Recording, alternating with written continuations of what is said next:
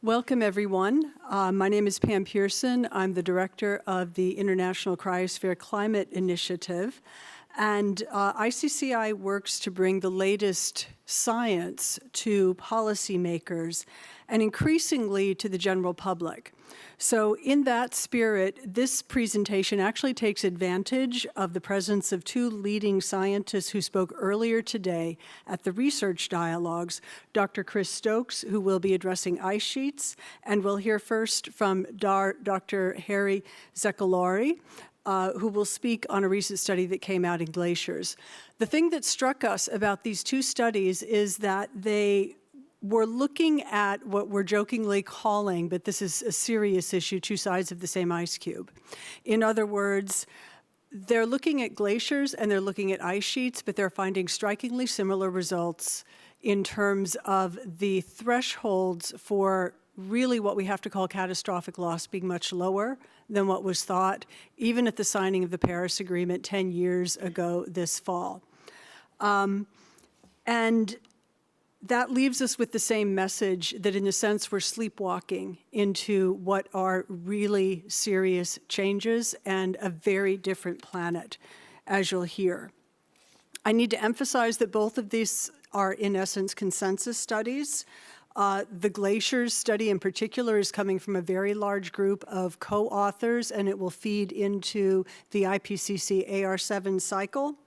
And the ice sheets paper has four very leading ice sheets experts who worked on AR6, on sea level rise and what we need to expect in coming years.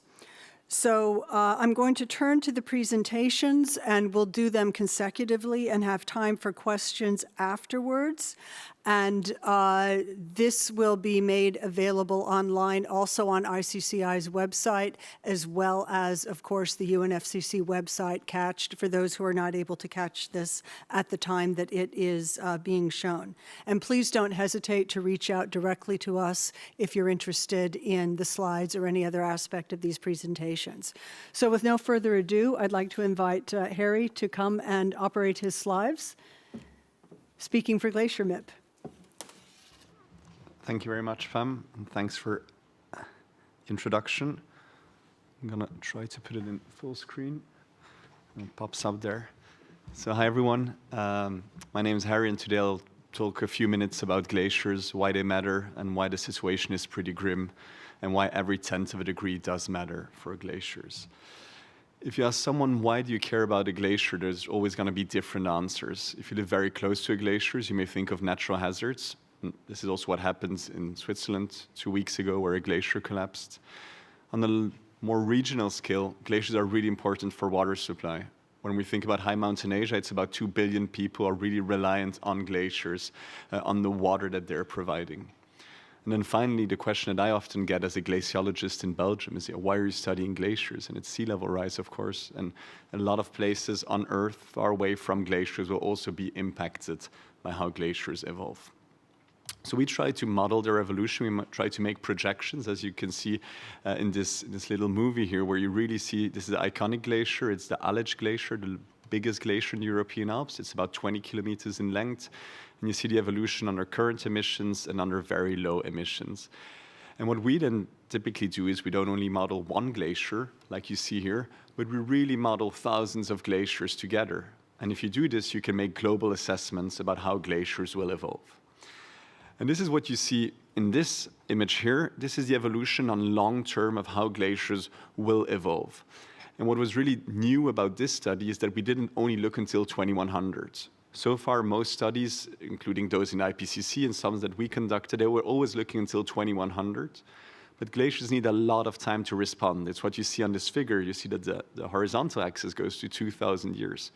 So it means that all the glaciers are already changing a lot now. The way that they will change is really going to be taking centuries. And so what you see here is that under a plus 1.5, which are the green lines, with plus 1.5 you lose about 50% of the mass. And with plus 2 the difference, well, there's a quite big difference between plus 1.5 and plus 2 degrees when it comes to the world's glaciers. Now, this is again, it's showing the same, but in a different way. On the horizontal axis is the temperature level we'll end up with. On the vertical axis is the amount of ice that will be remaining. And you, for instance, see that with current climatic conditions, and that's counting 1.2 degrees, that's the average temperature, the average increase compared to pre-industrial levels for 2014 to 2023, you see that today, under these climatic conditions, you lose 40%. So it means that without any additional warming, 40% of the glacier mass is committed to be lost. And then you also see that, of course, for higher warming levels, you'll be losing more. And you see that between plus 1.5 to plus 3 degrees, there's a sensitivity where every tenth of a degree will be causing 2% of additional global glacier loss. So these are the global numbers. And if we look into the regions, we'll see that, in fact, it's really different, and that there's some differences for the different regions. So I'd like to end by showing you this figure that I'm going to build up together with you, because it's a quite complex figure, but it's showing you the way that regions will respond in a different way to given today's warming levels and other warmer levels. So let's start by putting up, I typically call these pizzas or pies. The blue part is bad. It's the part of the pizza you don't want to eat. Well, in this case, it's the part that is lost. So if we look into the lower left corner, you see this is for the global. You see that globally, you remember I mentioned to you before, 40% is lost. So at 1.2 degree, 40% of the global glacier mass is lost. Then you can look into your region of interest, or for instance, let's look at the region which is here referred to as Central Europe, which are the European Alps. You see that in the European Alps, without any additional warming, eventually we'll be losing more than half of the mass in that region. And you see that some regions really stick out. The most dramatic one is Arctic Canada South. Arctic Canada South will lose about 80% of its volume irrespective of any future warming. And this was really an eye-opener for us, because by 2100, so in the studies that we had in the IPCC reports until now, Arctic Canada South didn't look too bad. And the reason is because it needs a lot of time to respond. So by 2100, you don't really see the effects of current climate policies and, well, the levels we'll be going to. So this is the part that is lost in any case at 1.2. And then the message that I mentioned before, you see I'm going to be popping up some lines. Every line is a tenth of a degree, and then you see how much more you lose. So in the lower left corner, between plus 1.5 and plus 3 degrees, every line on average corresponds to about 2%. Every tenth of a degree globally will be leading to 2% additional loss. And you see that in some regions it's different. In some regions which are pretty well off, so what is well off? Look at regions where the blue part is small, for instance, South Asia West or Central Asia. These are good because good in the sense the committed loss is not that high, but these places are super sensitive to the future warming. So remember before I told you 2% additional loss per tenth of a degree? Well, in some regions, in these regions, it's the climate policies that matter even more. There is more than 3% per tenth of a degree, for instance, in these regions. So to kind of summarize that again, now in a table form, the names are a bit different. Before I was using the terminology that we use as glaciologists. This is a more general, I would say, terminology for the regions. What you see here are regions that even under temperatures lower than today, that's what you see here in the left column, under temperatures of today are lower, they'll be losing 50% of their mass. So in fact, it's a temperature that you need to only have 50% mass loss. And you see that in these regions, it looks very grim. With plus 3, barely anything remaining. If we would go to a plus 2 degree world, a bit remaining, but not that much. But the good news or message of hope is that if we're able to limit warming to 1.5 degree, it's not a lot, but there's still a part that can remain. Now, there's other regions where the committed present day's loss is a bit less pronounced. And here you see that all of these regions, the temperature levels are higher than today. That's the temperature levels at which you lose about half of the mass. And these regions are the ones which I told before where the future warming will be really, really important. And you really see the big difference. In a plus 3 degree world, there's a bit remaining. In a plus 2 degree world, there's more remaining. With plus 1.5, there's a substantial, well, more than half of today's mass that will eventually remain. So these are the regions that will be most affected by climate policies. So very short wrap up. What to remember? 39% is committed to be lost at today's level, so irrespective of future warming. The actions that we undertake today, it's not a future, it's not a long-term problem. Like glaciers are already massively changing today, But on top of that, everything that we do today will not resonate only for children or grandchildren. It's really going to be for many, many generations. And this has huge implications for water security and also for sea level rise, as Professor Stokes will be explaining in the next talk. And there's a very large difference between plus 1.5 to plus 2 degrees.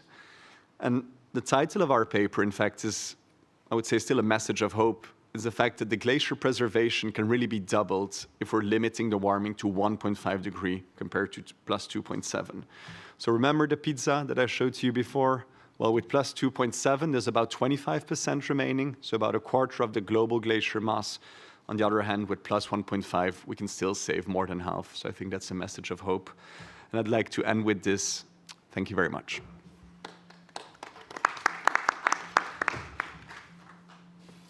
Thank you so much, Harry. So we're going to switch now to Professor Chris Stokes at Durham University. Harry, by the way, is at Vrije University, and if you would pronounce it properly for me for once.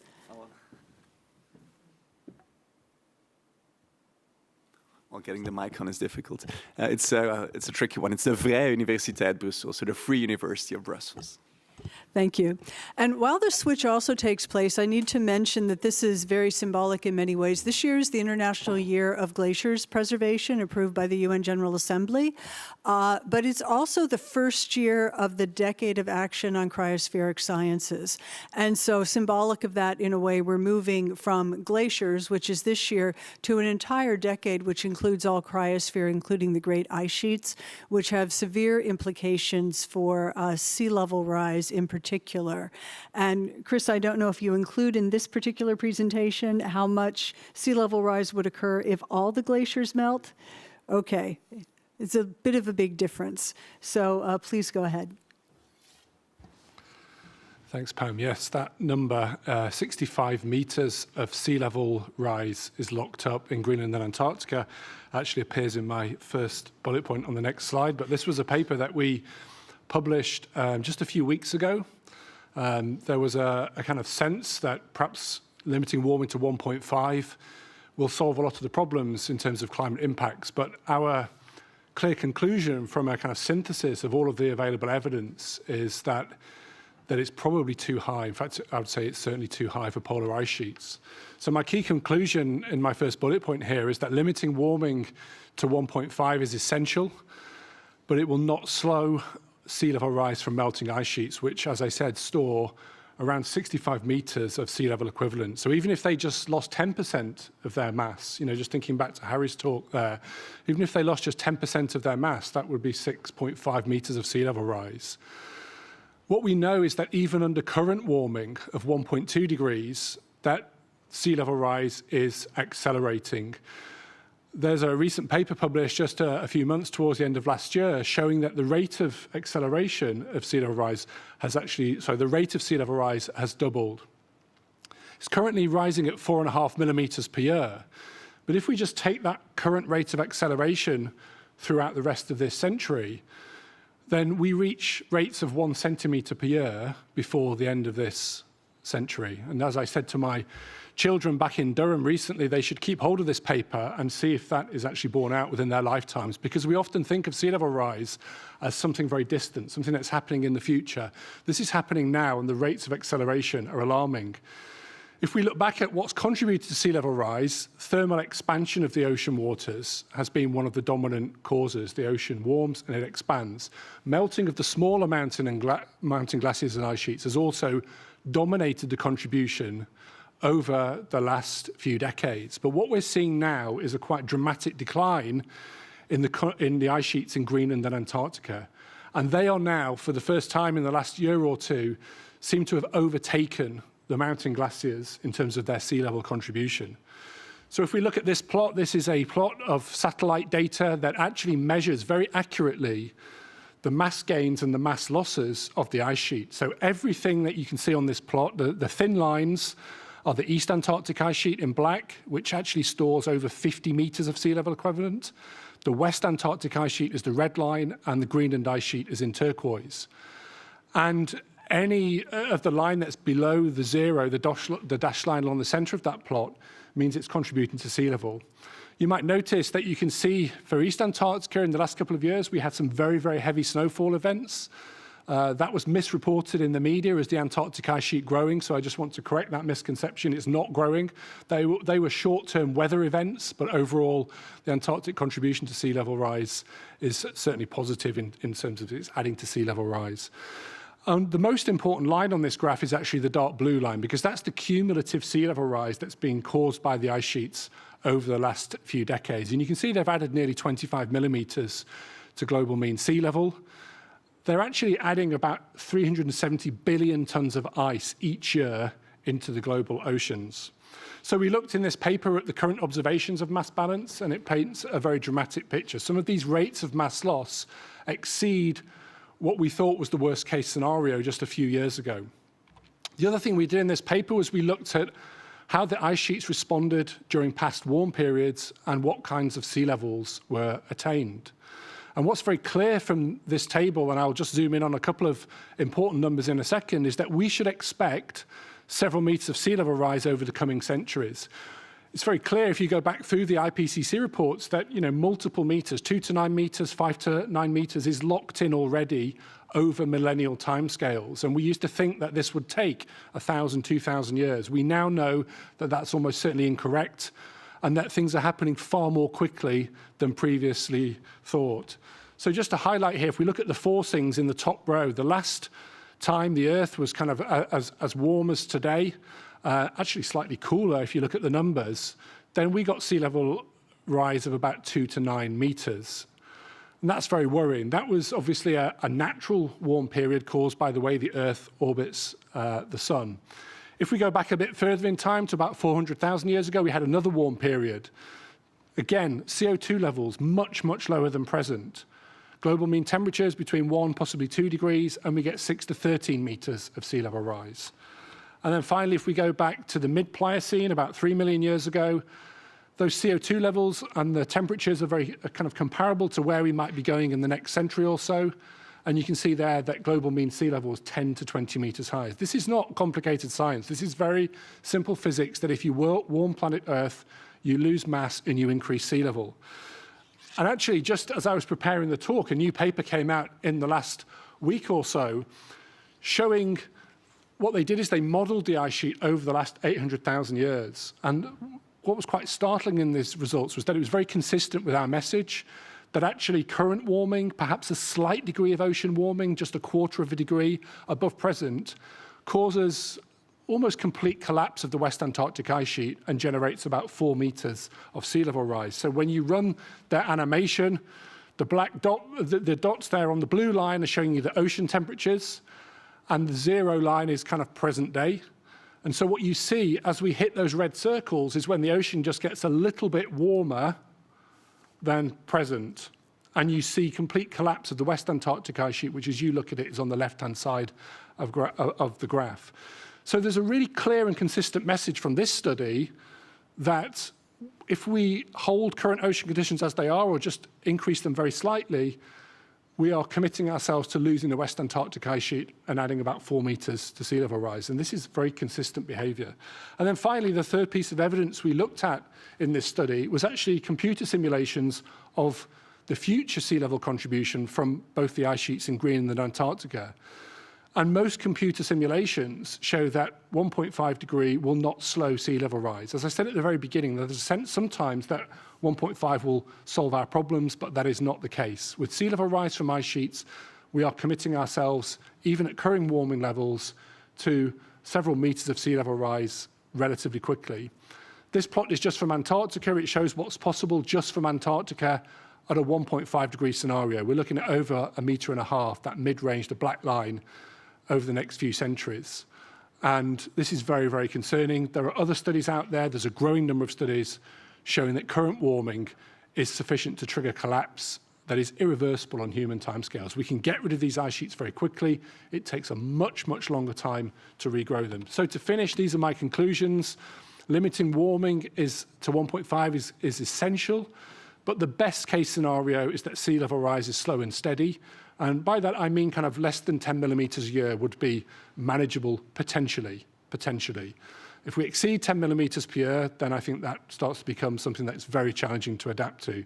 And we know that ice sheets are losing mass at 1.2 degrees, which is where we are at the moment, and that actually we would hit that 10 millimetres a year before the end of this century. So every fraction of a degree really, really matters for ice sheets. Tiny change in temperature cause multi-metre increases in sea level. And to slow sea level rise from ice sheets to a manageable level requires a long-term temperature goal, clearly, that is closer to 1 degree, certainly has to be cooler than present. And so the sooner that we can slow and stop the warming, the easier it will be to return to those safe levels in the future. Thank you.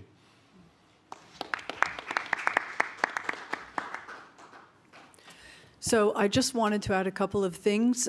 We can open it up for questions, but two. One is, right next door to us right now, actually the ocean dialogues are going on. And to some degree, they speak about sea level rise, but the sea level rise comes from glaciers and ice sheets. Similarly, when you think glaciers, think of downstream, think of water resources, think of what that ice serves. Because there is, I think, a sense that these are areas that are far away, that these are areas that don't have a lot of impact, that we can feel sorry for the people who live in these areas or the species that depend on them, but they're actually quite vital. If you look at the number of people who are at least seasonally dependent on water resources coming from glaciers and snowpack, you get up to about 3 billion, somewhere between 2 and 2.5 billion in the Asian region alone. The second thing is, however, that in this year where we heard this morning at the research dialogues from IPCC and WMO that, last year was 1.55 degrees. So we're over the 1.5 limit. But if you also look at the materials that the IPCC puts out, if we are able to reach net zero, if we are able to begin pulling carbon dioxide out of the atmosphere, but even without that, temperature actually begins to come down relatively quickly once we stop pouring greenhouse gases into the atmosphere. So it really remains up to us to take those actions. This is not please, the sky is falling, the ice is falling, right? This is really important to focus on as urgency and ambition and hope, and not just to give up.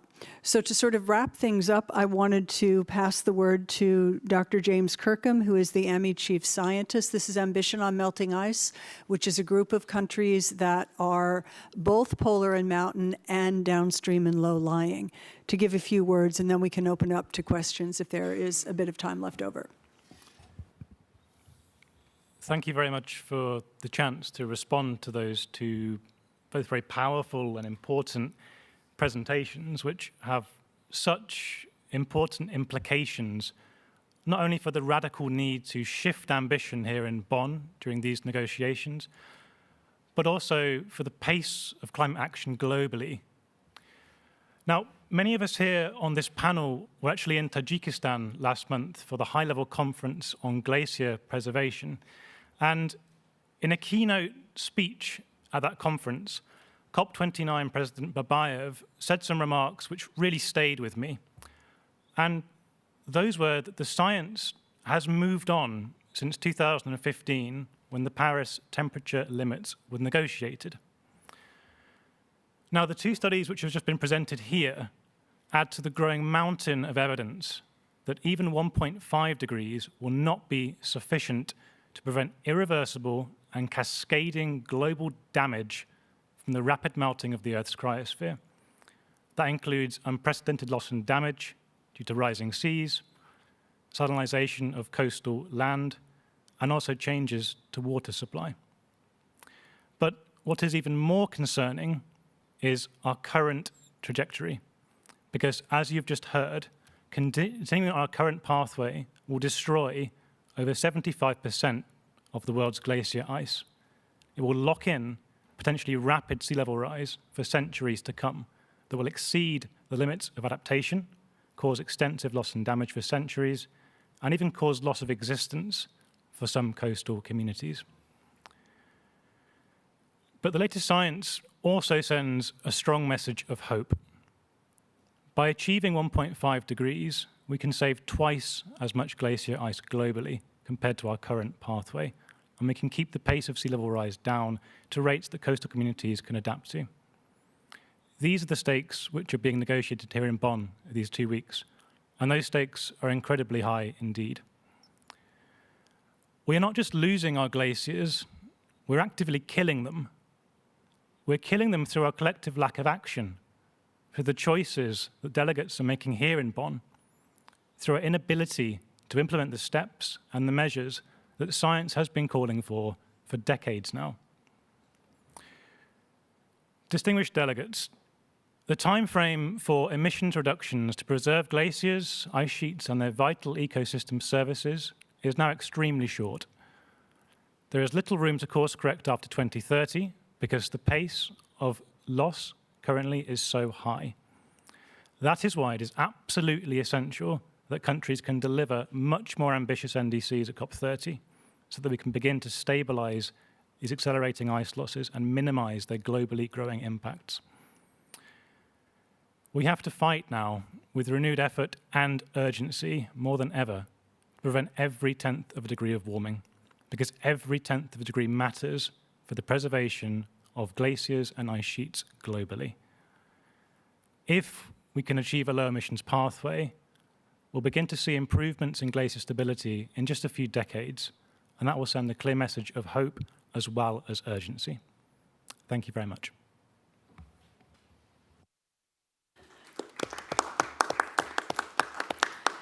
Thank you very much. We are now at the end of this press conference, but all of the speakers are available for questions afterwards, so thank you very much.